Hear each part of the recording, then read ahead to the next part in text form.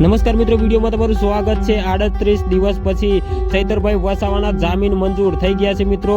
અને કહેવાય છે કે આદિવાસીઓનો પાવર કંઈક અલગ છે મિત્રો।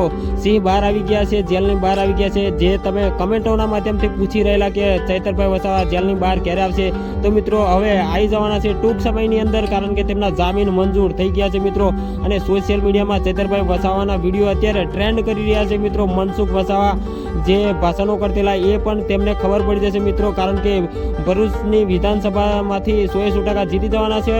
તો આદિવાસીઓનો પાવર કંઈક અલગ છે મિત્રો। તો કમેન્ટના માધ્યમથી તમે જય જોહાર, જય આદિવાસી લખી શકો છો મિત્રો। અને ચૈતરભાઈ વસાવા માટે આ વિડીયોને શેર કરી દેજો મિત્રો, કારણ કે જે માણસ 38 દિવસ જેલમાં રહીને આવ્યા અને તેમને આદિવાસી લોકોને મળવા પણ જવાના છે મિત્રો। અને ચૈતર વસાવા અત્યારે એમના જામીન મંજૂર થઈ ગયા। જ્યારે આવશે ત્યારે લાઈવ વિડીયો સાથે તમને બતાવવાનું છું, પણ પાક્કું તમને 100% કહું છું કે આદિવાસી ચૈતરભાઈ વસાવાના જામીન મંજૂર થઈ ગયા છે મિત્રો। યુટ્યુબમાં બૂમ પડી રહી છે મિત્રો, વિડીયો ટ્રેન્ડ કરી રહ્યા છે મિત્રો।